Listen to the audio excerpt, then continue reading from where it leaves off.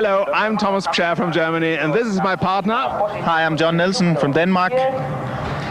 And we did win in Monza, and we hope to win here in Spain again, from sunny Spain again. And I hope you join us here in Eurosport for this weekend.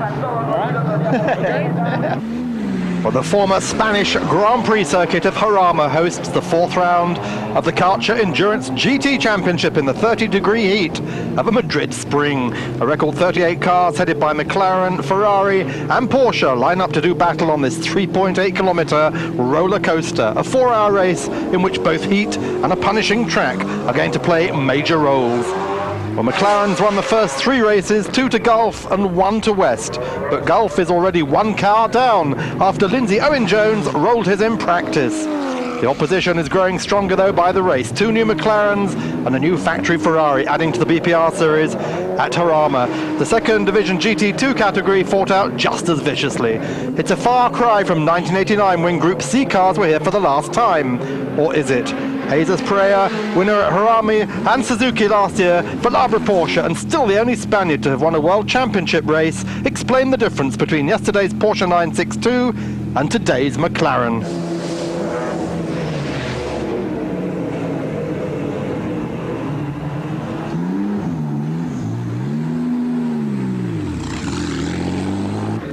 Bueno, nos encontramos aquí junto al pasado que ha This is sido the past, Hayes told us. My Brunn Motorsport Porsche 962, which I raced at Le Mans. It was the quickest car of its day. This is the present Porsche 911, a little like the one in which I won last year. Ya se está corriendo este año y corrimos el año pasado, con el que conseguí 5 carreras, ganar 5 carreras. Y esto es But here comes the future. This is a new GT car, the latest McLaren, which really isn't that much different to the old Group C.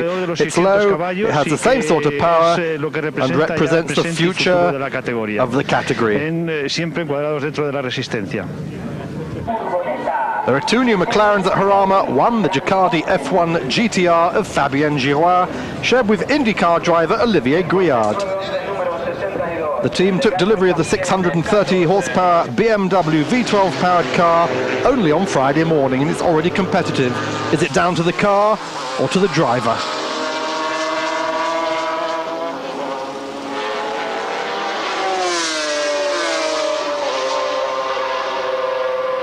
C'est plus la voiture que le pilote. Well, it's more the car than the driver, because this driver hasn't raced for 5 months, Gouillard told us. And I've not seen this circuit for 7 or 8 years. So it's definitely the performance of the car for which we have to thank McLaren.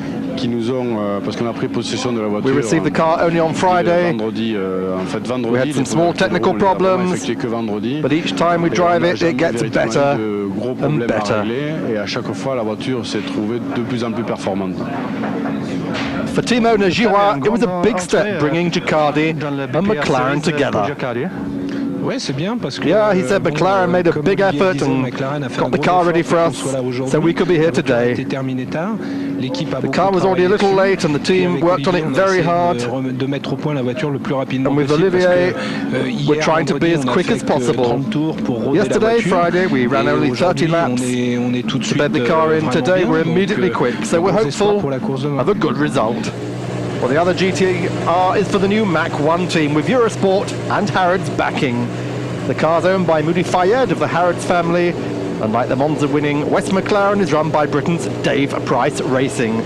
Drivers are Andy Wallace, one of the few drivers to have won Le Mans, Daytona and Sebring, and Justin Bell, son of 5 times Le Mans winner Derek. It too is quick out of the box.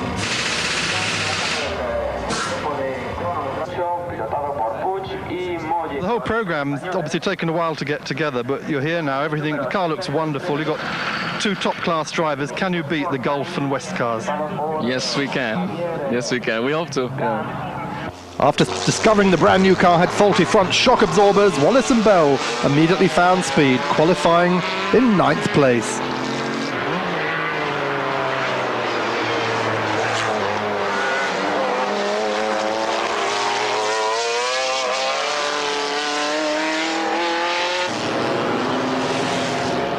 After qualifying, we talked to Justin Bell about his new car.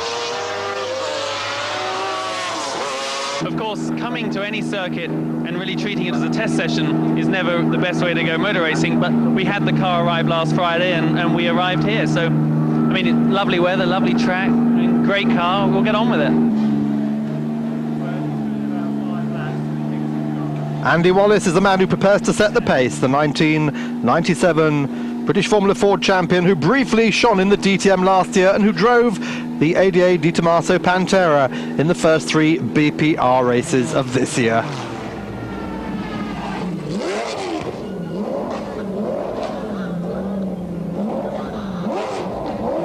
Well, as he joins the circuit, he's followed by the brand new Ferrari Club Italia F40 GTE of another Englishman, Gary Ailes. Ailes is sharing the car with Massimo Monti and Fabio Mancini. This is the sister GT Evoluzione to the Monza pole-winning car of Anders Olafsson. It's also quick from the start with 700 horsepower on tap. Well, the car was personally ordered by Ferrari chief Luca de Montemizzolo to beat McLaren. It was stunning at Monza, setting pole and leading the race for 3 hours. For Ailes, it's the biggest break of his career after 3 years of Peugeot in Italian touring cars.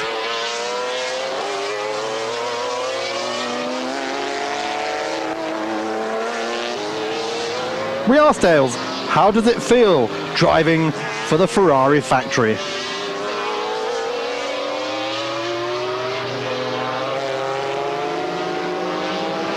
I know, I can't quite believe it myself, to be honest. I think it actually sunk home when they sent me the red overalls, you know. But no, for an Englishman to drive for Ferrari is a fantastic opportunity, and also in such a competitive car as well. Now, this really is a factory-backed team, isn't it? It's not really a privateer team now. No, it is factory-backed. They're there to win races, and that's the most important thing to Ferrari. Not just to compete, but to win, and I think we will. Ailes and Monti set the pace, putting the new car on the 3rd row of the grid. Buenos días a todos, aquí Alfonso. Well, this is Prince Alfonso, who has the Eurosport camera on board. He says, my Repsol Porsche, ride with me for a lap of Jarama. As always, we take a look at the circuit of the day through the eyes of one of the drivers of the day. Well, Alfonso tells us, well, we're out of the pits, we're on the straight. This is the fastest part of the circuit. Here we reach very high speeds, almost 300 kilometers an hour. And we're braking hard for Curva Fangio. And I try to get back on the power as soon as possible. Here I'm passing a slower car. And I'm going into Vasi corner, which leads to the Le Mans and Farina curves. It's a slow corner. Oh, and I'm passed by the Labra Porsche, the car which is currently in first place in the championship. Now into Farina, and up the hill into Curva Pagasso. Very tough, very fast, and very slippery. We're arriving in the Ascari curves. Careful though, because it's easy to crash here if you're too fast. You brake hard, then you accelerate as quickly as possible, heading for Bugatti curves. Brake hard, more hard braking, and this corner now starts to go downhill. If you lose the car here, you're in real trouble, so be careful. Hard on the brakes, quite late, because I've just passed the Conrad Porsche. And up towards Monza curves. It's quite slow, but precision will give you a high speed as you come out onto the straight. And here into the final corner, down onto the straight, and another lap.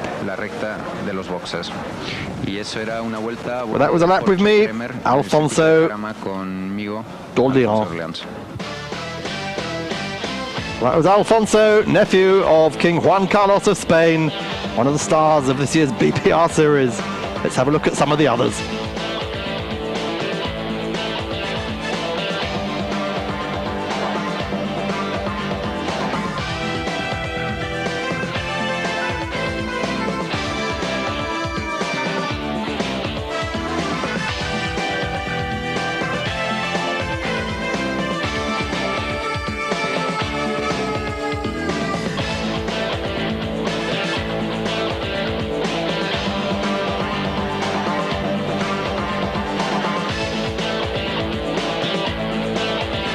Well, the top 6 after qualifying are the Ferrari Club Italia car of Ailes, Monty Mancini, and the number 8 West McLaren of John Nielsen, Thomas Bischer, winners at Monza.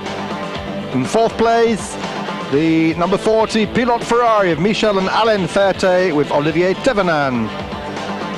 Ducati McLaren, first time out, 3rd fastest for Joao and Guiard. What a fine performance. And the Gulf McLaren of twice winners, Maurizio Sala and Ray Bellum. And on pole, the number 60 Ferrari F40 GT of Olofsson and Delanocci once again.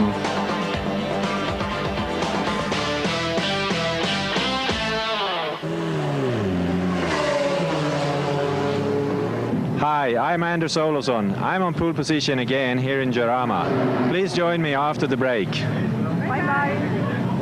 Speed World, this is Jarama, this is Mark Cole looking at the drivers on the starting row of the grid. Anders Olofsson on pole, Maurizio Sala alongside him in the Gulf McLaren. Fabien Giroir starting the Ducati McLaren, first time out for the blue F1 GTR. Alongside him, on row 2, Michel Ferté in the Pilote Ferrari. John Nielsen, Monza winner, in the West McLaren on the 3rd row. And alongside him, starting Massimo Monti, who'll be showing the car with Gary Ailes, the 2nd of the factory F40s.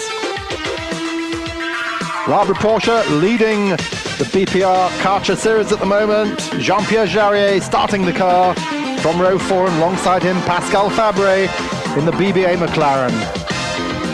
Harrods, row 5 with Andy Wallace starting, alongside him Paul Bermondo, the Pilote, and then Alfonso and Thomas Saldana carrying our camera in the Repsol Porsche.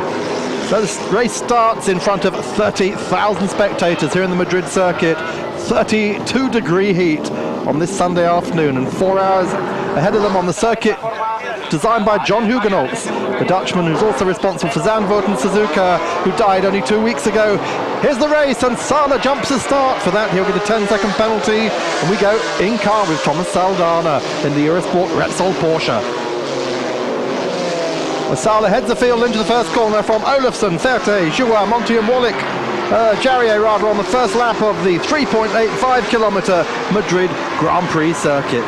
In car with Saldana, already up into 10th place.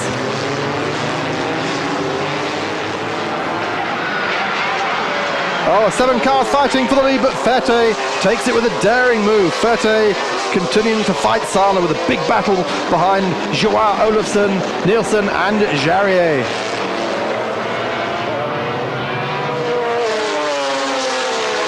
A huge crowd here around this hilly circuit, right on the site of the Jarama River, one of the biggest battles of the Spanish Civil War. This is a different battle today. Saldana fighting out with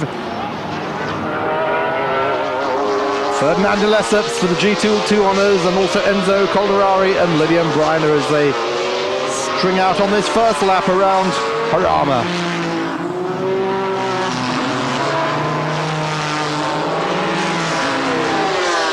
Calderari right ahead of our camera car at the moment, and they in turn fighting the GT2 pole-winning Ferrari F40. But it's Ferté up front for F40, and this isn't the Ferrari which is supposed to be leading. It's not the factory car, it's the Privateer Old X team car. Behind him Sala, and then Joao. What a fine performance by this man, Joao, hero of the German Touring Car Championship some years ago. Oh, a lot of late braking behind them. John Nielsen, and then Anders Olofsson starting from pole position, pushed back to 5th, perhaps taken by surprise by Sala's jump start. Well, these 5 cars up front, covered by a pocket handkerchief.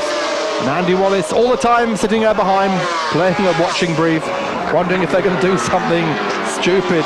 But not in the first corner, not through Fangio on this lap, although one of the Ferrari 348s is already out of the race there, stuck in the sand. Wallace, he in turn followed by Massimo Monti, will be handing the car over to Gary Ailes. But it's Ferté at the moment, man of the moment here at Jarama. Ferté, Sala, Joao, then John Nielsen, then Anders Olofsson. Well, Ferté, an extraordinary pace in what was an IMSA Ferrari F40. This is the car that finished production in 1992. Now here in 1995, leading the race, and a sister car having set pole. Oh, Sala tries to go through, and Girard tries to go through. On the inside is Sala. Can't quite do it though. Oh, Girard, very, very opportunistic there. But look at Sala, Maurizio Sala, the pocket rocket Brazilian. Gets the power on, 630 horsepower in this McLaren, and leads the field past the start-finish line, but there's nothing in it. There can't be any air for the cars following. 5 cars all together, braking hard from 300 kilometers an hour, 350 kilometers maybe for the McLarens. Brave marshals there running clear as this lead battle continues. Yellow flags really not noticed by these top guys at the moment as they fling these cars around Jarama here. Well, this is great racing, reminiscent of the Group C racing we used to see here. And of course, last year, this is one of the great races of the first year of the BPR series when Jesus Perez, we heard, won here for Labre Porsche together with Bob Wallach and Jean-Pierre Jarier. Well, passing back markers already, and it's only lap 6. This is how quick these cars are up front. Olofsson now coming under pressure from Girard, who is changing places everywhere. Ferte retakes the lead, as you've seen. Nielsen out fumbles Girard to take third, and then Olofsson pushed back into 5th, but Olofsson comes back again, takes that 4th back from Girard, and still Andy Wallace there in the Harrods car, just waiting to take his chance. The Mach 1 Racing Dave Price run. Yellow and green, Knightsbridge store-backed McLaren, one of the finest looking of all the cars here. Well, the Harrods car, though, is under pressure from Jarier. Oh, Jarier goes through in the Porsche.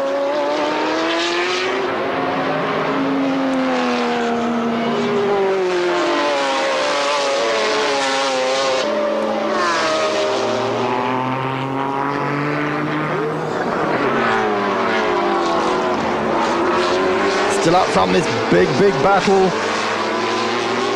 Olofsson just trying to get that power down to move up through the order.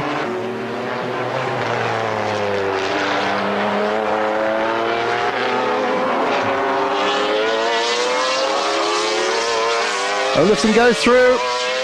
Oh, there's a big problem though for Olofsson. He locked up there. Look, the car has slowed dramatically as he comes through Le Mans corner.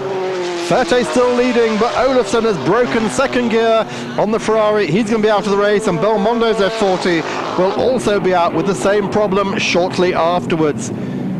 So up front, it's Ferte still leading. Will his gearbox last the race? As Maurizio Sala poises himself to retake the lead.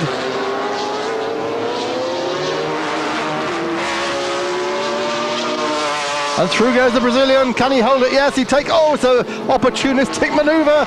Oh, and he squeezes Ferte out against one of the Venturas there, and Ferte had nowhere to go. Sala just pulls out a 5-6 car lengths on him immediately, but trying to catch up. Look at this, locking up at the end of the straight. That is how hard these cars are trying. This is a 4-hour race, but they're treating it like a touring car race at the moment, all over each other. Well, we see the big battle now between Monty and Andy Wallace, the Ferrari, with a lot more power than McLaren, probably 700 horsepower, although the car is heavier. And we're back in car with Thomas Saldana.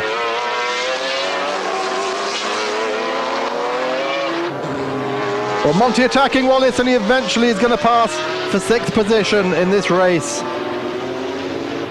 Through he goes. Just using the extra grunt of the twin-turbo V8 F40. Of course, remember the Harrods car, just still bedding this car in after a lot of problems in qualifying, and a great showing at the moment by Wallace and Bell, who understandably don't want to mark the car first time out. The McLaren's not factory cars, well, these Ferraris definitely are, but not this Ferrari. This is the one who's still trying to lead the race. Always a spinner there, one of the Venturas. And look at this fight now between Ferte, Gale and Sala. These two just not giving up. Ferrari uses extra power, gets alongside Sala as they come past the pits. Oh, and Sala pushes him on the grass. He won't let him back on, and there's nowhere for Ferte to go. He spins the car. Oh, there's nothing he could do. That was a most unfair move, I would suggest, by Sala, giving no mercy at all to the Ferrari once he had it on the grass. So an angry Michel Ferte rejoins the race. Let's see it again. Sala pushes Ferte over. Ferte cannot get back on the black stuff. There's nowhere to go. He's still doing 300 and something kilometers an hour. He has to spin the car. A great piece of getting out of trouble. He doesn't go in the sand, but he drops further down. Well, pit stop for West McLaren. John Nielsen out. We took the chance to ask him how he got on early in the race on the Goodyear shock car. Early on today, it will be a tyre war, and it certainly was, but we're still in it. We've changed the compound, so we haven't given up yet. Pit stop for the 6th place, Harrod's car. Andy Wallace handing over to Justin Bell, and the heat really beginning to show now for all these guys. We still have a bit of understeer on the car, and consequently what happened was it really did give the front tyres a hard time. So after about 15-20 laps, you really had to struggle to get the car into the corners, but otherwise everything else is working fine. Well, the pit stop watched by the Fayeds, father and son. After the first round of stops, Fabien Girouard and then Olivier Griard take the race lead after a quick pit stop, with Wes McLaren in 2nd place. The first race, of course, for the Gicardi car. Well, in comes Gicardi for one of its pit stops, but eventually it lost its brakes and it dropped down the order to 5th, leaving Gulf McLaren, Wes McLaren and Labre Porsche to pick up the first 3 places. Well, Labre Porsche, 2nd 3 times this year, briefly takes the lead. But then it too makes a pit stop, and that stop will drop it behind Gulf McLaren. Bob Wallach waiting to take over from Jarry and Bouchou. This is Christophe Bouchou. And the Gulf car of Ray Bellum and Maurizio Sala takes the lead as it passes the Labre car, still in the pits. Well, the 4 hours are up incredibly quickly. So close was the racing at Jarama. And this is the final stop coming up now for Gulf McLaren, heading for win number 3 after the disasters of Monza. Sala did receive a stop-go penalty. It was taken when Ray Bellum left the pits after their first stop, during a routine stop apparently permitted under BPR regulations.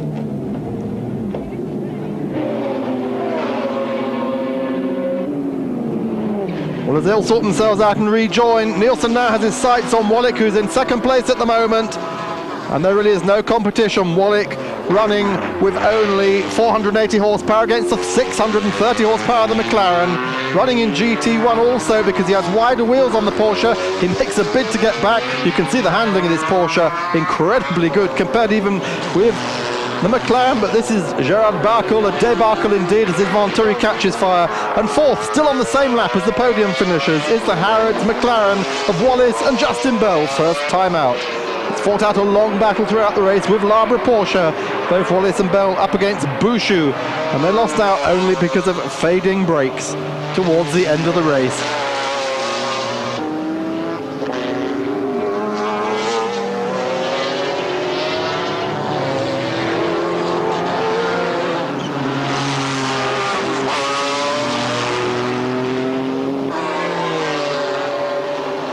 Well, Mach 1 Racing could be proud of their first outing, as indeed can Gicardi Racing, both cars here for the first time at Jarama. There's the Gicardi car, up in the thick of this battle. Fabien Girouard, the car owner, and Olivier Griard, sometime Eurosport commentator, IndyCar racer, Formula 1 driver. He's done everything, he's been everywhere. Well, Enzo Calderari and lady racer Lillian Briner head for their 3rd GT2 win of the year, including the Daytona 24 Hours. They're 2nd in the BPR series, as Gicardi takes its debut 5th place, having recovered from its brake problems. 3rd and 4th, Labre and Harrods. So great 4th place finish for Bell and Wallace in the closing laps. 2nd, the West McLaren of John Nielsen and Thomas Bisher, after tyre troubles slowed the Monza winning car.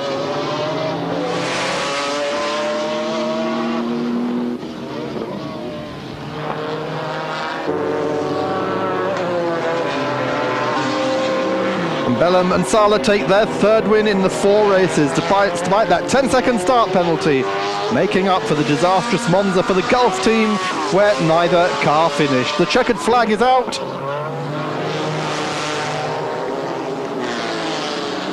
Maurizio Sala has only to complete this lap.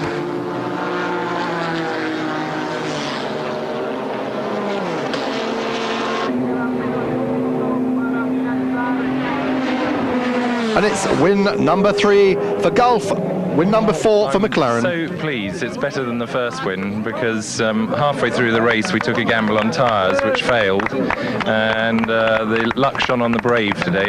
I'm really delighted. Maurizio drove a fantastic first stint which put us in a good position, and they are getting more and more difficult. There are too many McLarens out there.